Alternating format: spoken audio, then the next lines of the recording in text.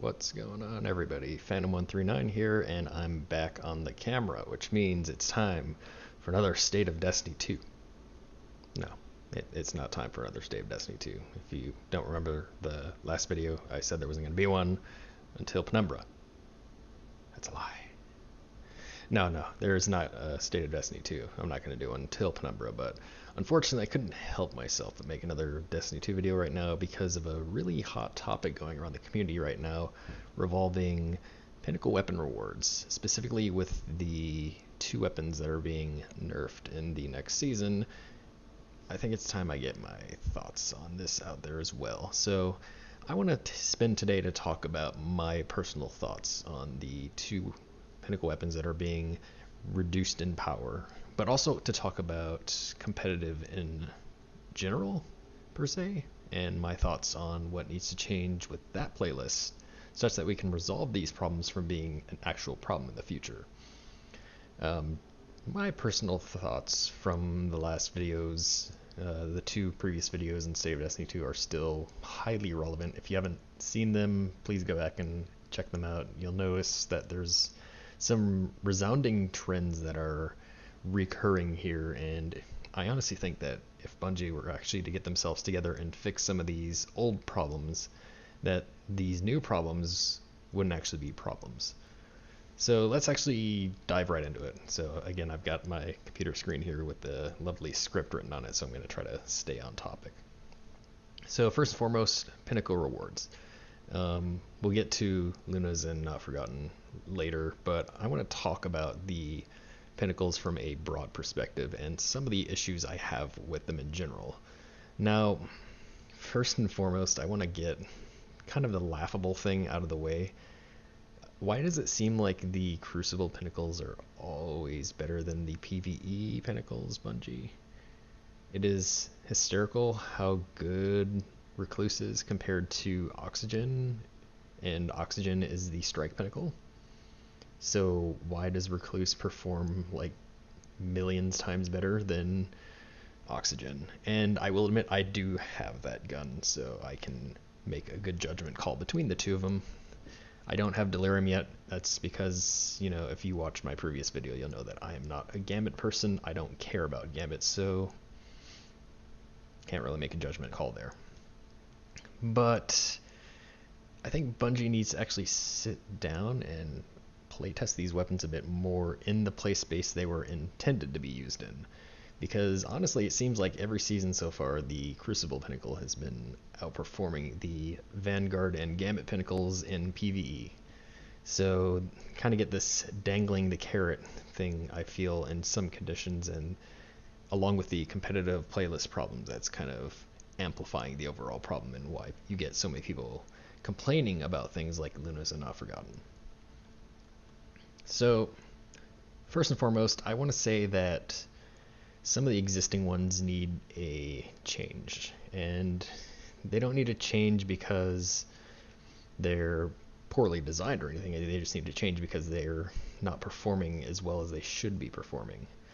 So we'll start with Loaded Question. Now, for those of you who don't know, Loaded Question is the Pinnacle Fusion Rifle reward from the Vanguard and Black Armory, and it had a special perk on it called Reservoir Burst, where the first shot in the magazine would be an overcharged shot that did bonus damage, and if you killed anything with it, it would cause the target to explode. I like the concept of this weapon on paper, but the execution falls flat, especially in PvE. You get one overcharged round per magazine, and then you either put the weapon away and wait for their reload, and I think that happens with the perk after 4 or 5-ish seconds, or you just manually reload, which, again, 4 to 5 seconds. So you have these long downtimes between the weapon's signature perk. So not really great. And then there's the other problem where if you don't have enough rounds in your reserves to fill the magazine, you can actually proc Reservoir Burst. Now, this would be not that big of a deal if the generic state of the weapon wasn't as bad as some of the moderate fusion rifles in the class. Loaded Question is nowhere near what I would call a best in slot weapon, and Pinnacle weapons should always strive to be somewhere in that best in slot range with an extra perk to kind of augment that in a way. So I think what needs to happen for Loaded Question is Reservoir Burst needs to change its behavior. So what I have written down here is that Bungie should change Reservoir Burst to, instead of being the top round in the magazine, what it should do is you fire the weapon, and if you get a kill with the weapon, you get a stack of Overcharge Burst. And then if you have any stacks of Overcharge Burst, when you fire, it takes away one of those stacks and it makes that shot the same as what Reservoir Burst does right now. So instead of the single target methodology, you actually get a crowd control weapon where if you take out multiple targets at once with a single round, you can get multiple stacks of this Overcharge Burst. Now, to prevent this weapon from becoming too powerful, in that case, what you do is you make it so when you switch weapons, all of the stacks are lost. So now you have to incorporate the combat time decision where, do I keep my weapon out? Do I have enough ammo to use all these rounds? If not, where can I get some more? Or do I just change weapons and lose all my stacks? So this modification of the key perk allows it to become more powerful based on the length of time you use the weapon in combat. However, it retains that situational use because you require the weapon to remain out instead of switching to another weapon, which may actually be more useful on particular situations. So that's my thoughts on Loaded Question. The next weapon I want to talk about is Breakneck. Now, Breakneck was in a great place during Season 5. Season 5, it was the Gambit Pinnacle weapon. You had to play a boatload of Gambit to get it. I went through the 40 game slog, didn't like it, but I did it because I wanted the weapon. Its powerful perk is great for crowd control situations, but enter Season 6 and enter the hilariously overpowered Recluse. Now this weapon is all but useless if you have Recluse. So I don't even use Breakneck anymore. And for me, I feel this weapon has fallen off the radar. And I think there's a really easy way to bring it back to that best in slot and make the selection between these weapons more meaningful. And the way I would do this is I would change its onslaught perk such that it retains the bonus where weapons rate of fire increases as you stack rampage. But what I would do is I would make it so when you reach the maximum number of rampage stacks, every kill you get at that point reloads your weapons from reserves. So you stack up to 3, and then you're at full rate of fire, full damage increase, kill an enemy, weapon reloads automatically, reserve the amount of rampage stacks, you just keep going. So basically it's like a miniature Sweet Business in a way, except it's more situational because you have to maintain the fire. So I think this minor adjustment gives the weapon increased potential at its maximum power, retains the situational use, as is the case with all of these weapons, but it grants more of that power fantasy feel, which is something I alluded to in the first State of Destiny 2 video. Finally, we need to talk about the Oxygen SR3. Now, I made a joke about this one earlier, and for the right reason. This weapon, in my personal opinion, is one of the most boring Pinnacle weapons that Bungie's made so far. Concept is fantastic on paper, but the execution was just bad.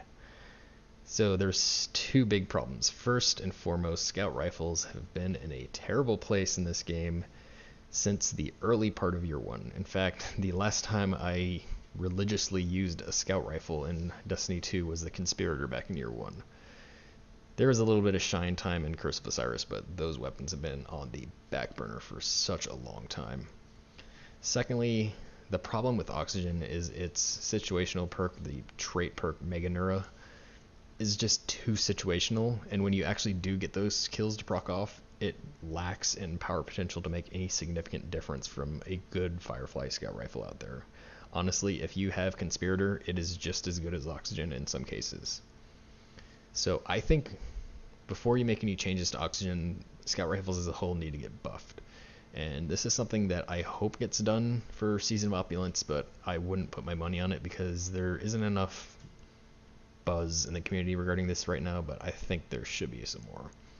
But once scout rifle buff does happen, we can reevaluate if this change that I'm about to propose is needed or not, but I think Meganura needs to change such that Dragonfly deals more damage and has a larger explosion radius based on the number of precision hits before the explosion. Secondly, I think you have to get rid of that capping limit. So don't let it stack to 3, just let it stack infinitely. Each enemy you kill by the dragonfly explosion would then immediately add stacks back. So let's say you get 5 stacks and then you get a headshot kill. Big explosion, big damage, you kill 3 more enemies. The new updated perk would immediately put 3 stacks back onto your weapon, such that it would become a proc preparing for the next kill. So first of all, fixes the problem with the limited explosion radius, allowing it to infinitely grow. Secondly, it rewards using the proc, because when you finally do get it off, if you set it off in the right place, the right time, you can preload your burst for the next set of precision hits to kill sequence. So it becomes this loop where you just play off of your procs over and over again. So those are the 3 pinnacles that I think really need adjustments. I don't have 21% delirium yet, but I have seen people who have it, heard nothing but good things about it, so I think that one's in a fine place for now. Maybe the only adjustment I would make is make the killing tally perk not have a limit of 3 stacks, but that's kind of a similar thing to all the other ones. I think you got to get rid of these limited stacking potentials. Alright, now we're going to shift gears into the next part of the pinnacle weapon discussion, which is how I believe these weapons should be handled moving forward in time, because, you know, obviously we have Season 7 coming up here in a month and a half. Actually, no, it's just a month away. So with Season 7, there's going to be new pinnacle weapons. I was about to say 3, but who knows if they're adding more. I think the big problem with these pinnacle weapons so far is that the situational perks that they've had with these specific traits that enhance the weapon under very specific circumstances are oftentimes very limiting, and these situations really do not present themselves that often. Additionally, I think that the reward that these weapons give for using the weapon in these limited situations does not outweigh the benefits of using a best-in-slot weapon in place of these items. So I'm talking about, you know, if you do have an oxygen, why would you use that in place of something that's better in the slot, like a shotgun? So it really plays into that whole risk versus reward thing. And that's one of the things that a weapon like Luna's Howl did so well, and in fact too well in this case, and again we'll talk about that here shortly. I think these weapons at this point are behaving more like trophy items to show off that you've done a grind. Like the long chain quest items that were tied to early Crucible rewards are gone. Like, if someone has a Vanguard Pinnacle, congratulations, you did 40 strikes. That's not really a triumph to show off. I believe that there needs to be more of an in-depth process, like actually make people go out and do strikes in a specific manner. Maybe have them do nightfalls, have to get a specific score threshold, and then they've checked off a box and they have to go check off some more boxes. But instead of making them behave like trophy items, they should behave more like almost best in slot items with the perk that kind of tips it over that best in slot. I don't think all pinnacle weapons need to become the best in slot weapons, but the perks need to become a lot less situational, and instead they should focus on making the weapon kind of put the archetype into the spotlight, so kind of shine the benefits of this potential archetype. Another consideration that you might want to have is maybe have pinnacle weapons have an extra perk at the end, so instead of the 4 columns of perk, have it have 5 columns of perks, or perhaps even more ambitious, maybe allow them to be masterworked beyond the 10-point limit, maybe let it go up to 15 or 20, something that you can really push the limits of the weapon to kind of show the dedication to that potential archetype. Now, I mentioned the long chain quests, and I want to kind of backtrack a little bit into that topic here. So recently you may have noticed the trend in the acquisition of these weapons have been downward in terms of difficulty and time commitment. Obviously, we had the 40 gambit matches, or the 40 strikes with loaded question and breakneck. Those aren't really that hard anymore in this season. Other weapons, for instance, have these what I would call outlandish requirements. Mountaintop, for example, which is a grind that I have been subjecting myself to. 200 double kills, or 100 calculated trajectory medals. That's a remarkable time commitment for players to strive for. Luna's also had a very similar quest, talking hand cannon kills, solar kills, precision kills, all in the competitive playlist, and we'll talk about that here in a bit. And then Breakneck and Loaded Question with the grindy 40 Gamma Matching strikes.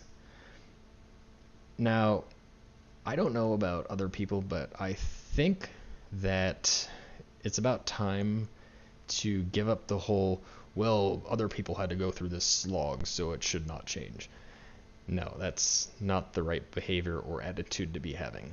I think that these quests should all be standardized to the same length across seasons, such that they are trophy items that you have to do specific goals for, but they're all similar in terms of the time commitment required to get them. Don't be afraid to change the requirements of these in the future to bring them in line with other quests. That is a perfectly fine thing for you guys to do. Alright, and now it's time to talk about the nerf. Luna's Howl and Not Forgotten. Now, what I'm about to say will probably anger a lot of people, but you know what? I have many times said that I am willing to take the fire and flak for these kind of things. These two weapons have been outright dominating the console PvP landscape for the past 6 months. Is it any surprise at all they are going to be nerfed? If you answered yes, you are an idiot. I said it. I have read more feedback in these past week and a half than you care to bother, trust me. And honestly, a majority of it sounds like a whiny kid who isn't getting their way and is throwing a temper tantrum because of it. You want an example? Have a look at the Bungie forums right here. Oh, so many topics on why are you nerfing my gun? It took so long to get that. Wah. A majority of my personal PvP deaths in this game, and I play on Xbox, have come from these two weapons alone. It is a major problem in this game. Hundreds upon hundreds of weapons are available in this game, but yet these two have been the primary source of deaths. These two weapons have a mentality of the rich get richer. So basically, once you get these weapons, they have a lower skill curve associated with them. You can get so many easy kills with these weapons, especially when you have teammates who can't really perform at the level that you can, and you get matched against people who already have these weapons. These weapons have a very low skill ceiling. Once they're obtained, they can outgun every other weapon in the archetype, regardless of its status as a Pinnacle weapon. This is what we call an outlier. It needs to be brought in line. So yes, basically if you haven't put 2 and 2 together, I am happy these things are getting nerfed. It's about time for other tools to move in the spotlight. But did you catch the line I said? I said most of the feedback. And I said that for a reason. There are other topics out there, and I will cite some of the Reddit topics here, that bring up some very valid points that I actually do agree with. Now, the biggest problem with these two weapons is that once you proc the perk, you can 2-tap anything. Like, that's it. No other weapon in the game has this potential. Additionally, this weapon does not have a high skill scaling like Mountaintop. Its perk is not as situational as Recluse. I think changing the weapon to be more situation was the goal of Bungie here, but I think this is a case where they may have went a bit too far. So, as I mentioned, players who have this weapon tend to aim for the critical spot. So, breaking this mentality, I think that is the thing that's going to ruin the purpose of this weapon. Now, changing the RPM to 150, that's fine. I've seen the discussion on Bloom and Recoil. I do agree that it should all be removed from console, but Bungie has already stated that these weapons will not inherit the RPM archetype. It's going to retain its animation profile, so you're not going to be affected by these changes. So you can stop making the posts on the Reddit and the forums about that. It's not going to happen. What I think needs to happen for these two weapons, however, is what they're planning to do for the Magnificent Howl perk needs to be tuned just a bit more. So I do agree with the mentality that getting rid of the 2-tap potential needs to happen. But I think this weapon should still reward that high skill play, as in you should still reward going for the headshots. My idea is to go down the road of Ace of Spades, but make it more in line with what this weapon benefits. So what I think they need to do is make it so you get 2 consecutive headshots and it loads a high-powered round into the magazine. Now this high-powered round would be reduced in damage such that it can't 2-tap. It would have to be just on the fringes of the 2-tap. Now, the additional change that I would make to this perk is when you hit a target with a non-critical shot, it immediately puts the high-powered shot back into the magazine. So basically, you have a high-powered shot, you miss the headshot, you get the shot back. But in order to use this shot, you take 2 rounds from the reserves. There you go. So there goes the risk and reward factor. And what we're going to say additionally is once you do hit another critical shot with the high-powered round, the perk goes on to cooldown for 10 seconds. So you can only get your 2 shots, you get your overcharged round. If you get another 3rd shot, that'll be your 3rd shot, which is the headshot kill with the bonus round. Your perk goes on cooldown.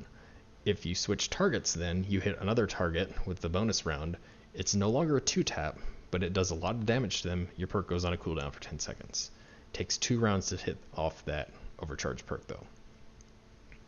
So with this adjustment, I think you leave the damage just short of that 2-tap potential.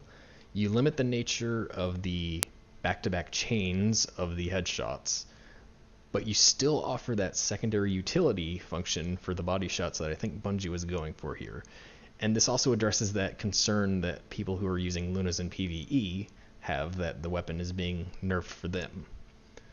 So those are my thoughts on those 2 weapons. Obviously, this is a very hot topic in the community right now. I don't think everyone would agree with it, but I'm interested to hear what other people think about the changes to these perks as well. So that's part 1 of today's video. So that's all the Pinnacle weapon discussion done. So now we're going to shift gears into the second part of this, which is the competitive Crucible playlist. And this is where the other half of the problems in this game are coming from right now. Now, we saw in Season 3 how this happened. Now, Bungie in Season 3 made Retrix's Claymore, and their initial goal was the top 40% of the player base would be able to earn this reward. The execution of this was a complete train wreck, and less than 1% of the player base was actually able to obtain this reward. Bungie made some adjustments in Season 4, but this dangling carrot mentality still remains an issue. The biggest problem in the competitive playlist is the glory point system. That's it. Unlike Valor, which caps out at 2,000, glory goes to 5,500, and it has a performance-based merit system. So you win games, you go up, you lose games, you go down. Now, this is kind of standard for games out there that have a competitive mindset to them, but let's remember here, everybody, go back to my video from 2 months ago. Destiny is not, nor will it ever be, a competitive PvP game. It can't happen. So this game does not fit the requirements of what would be supportive of this. So I think having this performance-based system is not a good idea. So if you have to win games and streaks to move up, and as you go higher in the ranks, your losses affect you more, so you go down even faster. Season 6 rolls around. Bungie tried to address the problem of not enough people getting the Pinnacle rewards, so they doubled the amount of points you get from wins and losses. This doesn't fix the problem.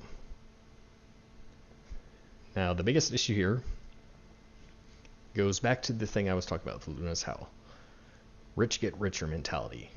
Teams who have already obtained these high rank rewards are effectively getting easier games. And these people become what most people in the Crucible community now call gatekeepers. So basically what these people are these are the teams that get to really high ranks, and then they become gatekeepers to block lower skill players from moving up in the tiers. Basically, effectively, they're blocking players from earning these rewards. So the resulting effect here is that each player basically gets a score cap, and once you reach that score cap, you're done. You can't get any higher than that. And for a majority of people, that's actually well below Fabled. So they hit that cap, they can't go any higher, so what do? They abandon the playlist. This becomes a positive feedback loop. Eventually, enough people leave the playlist, and all that's left in there is nothing but high skill players. No one moves up, no one makes any progress. So basically an infinitely deteriorating situation. This deteriorates basically far enough to the point where you start getting these paid carries and account recovery people to come out into light and start offering their services to buy your way to legend, spend your money with me. Might I remind everyone that that is strictly against the terms of service of Destiny, and if you own a console, that is also against the terms of service of your console account. Additionally, solo players and teams. I mentioned this in my last State of Destiny video. I'm going to mention it here again. This is a problem. It needs to stop. You can't have solos matching with teams. I don't care what playlist you're in. Finally, most people who go into the competitive playlist are working on these competitive quests, either Luna's Howl or Mountaintop.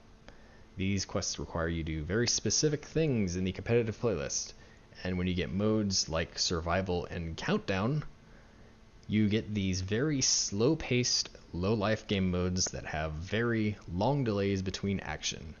And when you're in a fast-paced game like Destiny, it's not good to have this. So basically, you add all these things together, you mash them all into one playlist, and this just becomes a thing that nobody really likes. And people have always been complaining about this and will continue to do so until something happens. So I think that in order to fix the problem, Bungie needs to address all of them simultaneously. So there's 5 big things that Bungie needs to address here: slow game modes, matchmaking issues, gatekeepers, point system, and the dangling carrot. So basically what this means is the competitive playlist needs to evolve. So instead of becoming something that players only progress in by skill-based merit, players need to be able to progress in this playlist regardless of their skill level. Now, improvement in skill should be a goal that this playlist strives to make, but it shouldn't be a lock. There are just some people who will never be able to progress beyond a certain level of play. Bungie, this is common sense. I mean, you can go research articles out there, just read them. There are caps to what people can do. And I think this game fails to perceive these skill limits in a very terrible way, and the playlist needs to be changed to prevent that from happening. First and foremost, I think what needs to happen is we'll talk about the slow game modes here. I think competitive needs to be broken up as a playlist and instead become its own subsection of the Crucible. So basically you go into the menu, you have your current options, you have like your quick play, your rumble, mode of the week, private matches, and then competitive. I think when you select competitive, you should go into a sub-menu, and then in that sub-menu you'll have 3 new categories. So we'll have fast play modes, and this would be things like Clash and Control, so basically you can play Clash and Control if you want.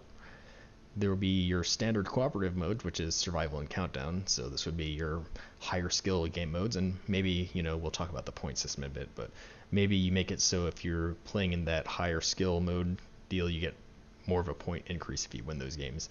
And then finally, I think what you should do is you should introduce a competitive Rumble playlist. I know I've seen this one quite a bit, but having a free-for-all playlist that is free of teams where solo players can go in and just play for fun, actually earn glory by playing and succeeding as a solo player, that's something that you really get into doing. So by doing this, this allows players to directly get into the action they want, the setting they want to play in, and then you kind of loosen up that notion of people just playing for their quests and actually playing to compete. Second, remove match by glory. Replace it with skill-based matchmaking. Gatekeeper's gone, paid carries gone. I don't think I need to go into any more detail on that. Third, the point system. I think it's time that we all understand, as I said, that this is never going to be a truly competitive game. So instead of punishing losses and kind of setting that limit on skill cap, the competitive players should become a purely reward-based model. So what I say we do is we go back to the point gain system in Season 4. So, you win a game, it's not as many points as you get right now. And in fact, cut it in half, because since we're going to a purely gaining system, we no longer need those really high gains. So all point losses are gone except for leaving games early. So you can still, if someone leaves a competitive game early, they're hurting their team, you can dock their points for doing that. Change the win streak limit from 5 to 10. So each successive win increases your bonus to move up faster. Additionally, if you are on the team that lost, if the game is decided by a very close margin, so let's say it's a control game and the final score is like 100 to 93, so like it was a really close game, like really hard fought battle, maybe just set the losing team back one win, or maybe just I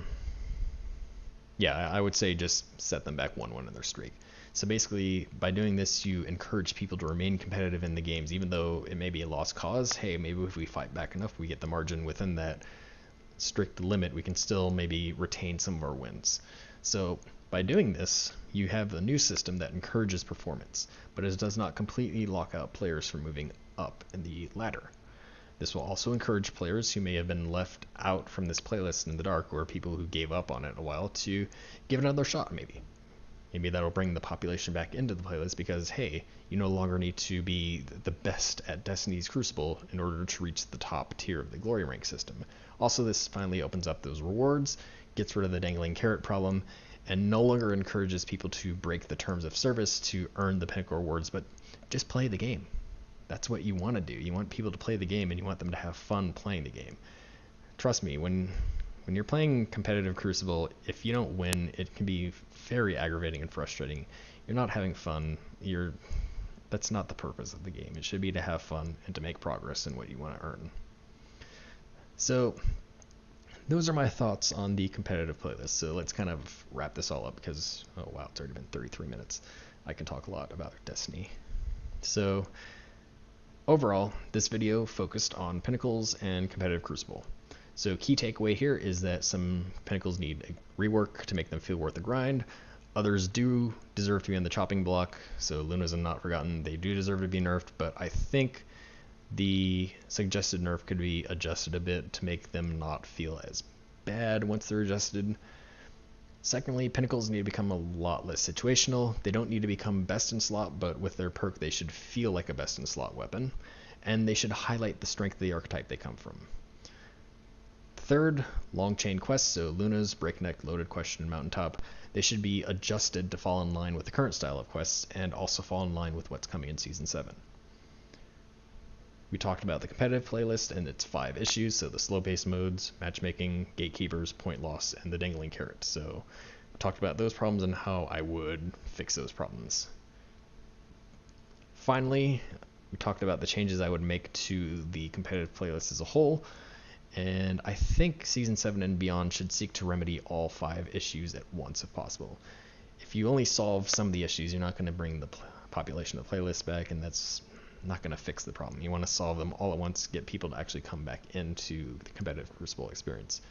Get the population back up, then games will actually start to feel more like you're playing against people at your same skill level instead of getting thrashed by teams who are way out of your league all the time.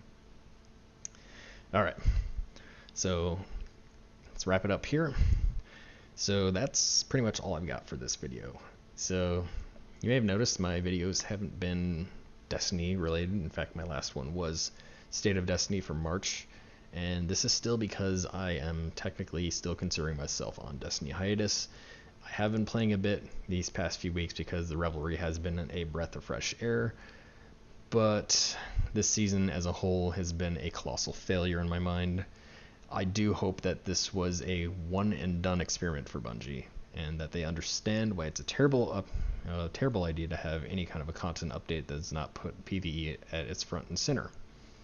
It's not to say that the other modes do deserve some time in the spotlight, but when you don't have a content update that's supporting the majority of your player base, your player numbers are going to fall off. In fact, when I'm on Destiny anymore, I'm typically the only person on my clan online, maybe one or two others, but this is a clan of nearly 60 people. You should be seeing 10 to 20 of them on at any given time. So again, this season wasn't a good one, and hopefully next month when Penumbra comes around, things go in the up direction.